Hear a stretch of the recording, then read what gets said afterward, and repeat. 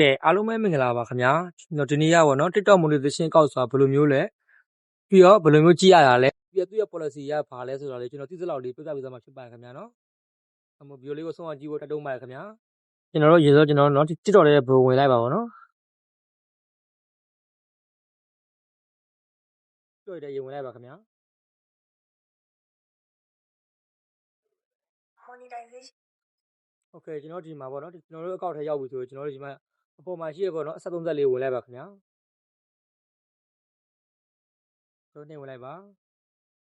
Okay ကျွန်တော်ဒီမှာအရင်ဆုံးပေါ့ကျွန်တော်တို့ရဲ့ဒီ monetization ရတဲ့နိုင်ငံတွေဆိုကျွန်တော်တို့ကမြန်မာပြည်မရဘူးထိုင်းမရဘူးတော့နော်လုံးဝသူက region ကဂျပန် region ဖြစ်နေရပါဘောနော်အကြောင်းကျွန်တော်ပထမဦးဆုံးကျွန်တော် setting မှာဝင်စစ်ပါတော့ခင်ဗျာနော် setting ကဂျပန်ဟုတ်မဟုတ်ဝင်ကြည့်ရပါမယ်ခင်ဗျာကြည့်ပါ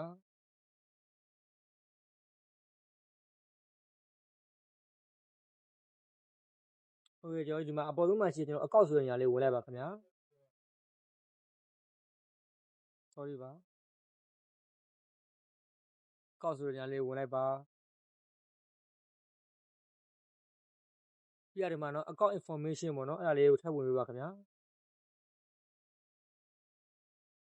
account information ကိုထပ်ဝင်ပေးပါခင်ဗျာ Okay ကျွန်တော်ဒီနေရာမှာတွေ့လားမသိဘူးများဒီမှာအောက်မှာပေါ့နော် region မှာဂျပန်ဖြစ်နေဘူးလို့ပါခင်ဗျာနော်ဒါမှလည်းကျွန်တော်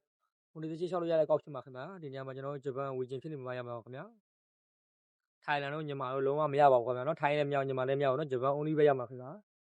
Okay ဒါဆိုကျွန်တော် region လေးစစ်ပြသွားပြီကျွန်တော်တို့ TikTok monetization အကောက်ဖြစ်ဖို့အတွက်ဘာတွေလိုအပ်လဲပေါ့နော်သူရဲ့ policy တွေကဘာလဲပေါ့နော်ကျွန်တော်တို့ကြည့်ရအောင်ခင်ဗျာဟုတ်ကဲ့ကျွန်တော်ပထမဆုံးဒီဆက်သက်လေးဝင်လိုက်ပါခင်ဗျာဒီထဲပြန်ဝင်လိုက်ပါဟောကျွန်တော်ဒီမှာပုံမှန်ရှိတဲ့ TikTok studio ပေါ့နော်အဲ့ဒါချက်ဝင်ပေးပါခင်ဗျာ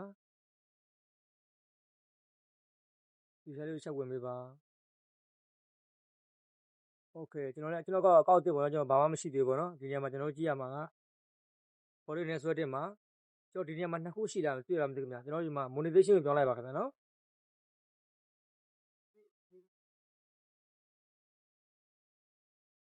ဒီဟာလေးပြောင်းထားပေးပါဒီနေရာလေးကိုနှိပ်ထားပေးပါโอเคနှိပ်ပြီးဆိုကျွန်တော်တို့ဒီမှာဒီလိုပေါ်ယူမယ်နော်အောက်မှာကျွန်တော်ဒီဘက်ဘေးလေးဆွဲလိုက်ပါဒီမှာ create review flow ဘာညာရေးထားခင်ဗျာတွေ့လားမသိဘူးခင်ဗျာ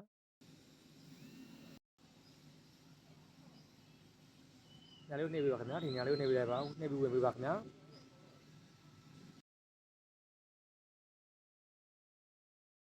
ဒီညမှာကျွန်တော် TikTok ရဲ့ policy တွေကဘာလဲပေါ့နော်သူကဘာတွေသတ်မှတ်ထားရလဲပေါ့အဲ့ဒါတွေပြည့်ပြီးဆိုကျွန်တော်တို့ content monetization ဟိုနေအောင်ပြီပေါ့နော်အောင်ပြီဆိုကျွန်တော် TikTok ကနေဝင်ငွေပါရပြီပေါ့နော် Okay ဒီညမှာသူကပြောထားတာရှိပါခင်ဗျာဒီမှာချက်30တယ်ပါခင်ဗျာနော်ပထမဆုံးတစ်ခုကတော့သူကအသက်16နှစ်ပြည့်ရမယ်ပေါ့နော်ကောက်ဖွင့်တဲ့လူကအသက်16နှစ်ထပ်မှရှိရမယ်ပြောထားတာဖြစ်ပါတယ်ဒီမှာကျွန်တော်16နှစ်ပြည့်ဆိုကြောင့်အမှန်ကြီးလေးပြပါတယ်ခင်ဗျာနော်ဒုတိယကတော့ကျွန်တော်တို့ရဲ့ follower ကျွန်တော်တို့ follower တွေပေါ့နော်ကျွန်တော်တို့ရဲ့လူမဟုတ်သူကကျွန်တော်တို့လာပြီးတော့ follower လူက 10k ပေါ့နော်အနည်းဆုံး1000တော့ရှိရမယ်ပေါ့သူသတ်မှတ်ထားရပေါ့နော်1000တော့ရှိရမယ်နံပါတ်2ကကဲနံပါတ်3ကတော့ကျွန်တော်တစ်လအတွင်းပေါ့အသိရှိသူ view က1 million ပေါ့3သိန်းရှိရမယ်ပေါ့နော်အဲ့လိုမျိုးရေးထားဖြစ်ပါတယ်ဒီမှာ TikTok မှာ million view ချတာရမ်းလွယ်ပါတယ်ဒါပေမဲ့ follower လေးတော့ကျွန်တော်တို့ထွားရမှာဖြစ်ပါတယ်ခင်ဗျာ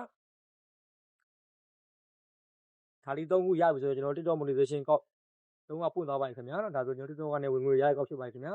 အားလုံးနားလည်မလို့ညှော်လေးပါတယ်ကျွန်တော်နားမလည်ဘူးဆိုတော့ကျွန်တော်ကိုမေးလို့ရပါတယ်ခင်ဗျာနော်အားလုံးကိုအထူးပဲချစ်ခင်ကျေးဇူးတင်ပါတယ်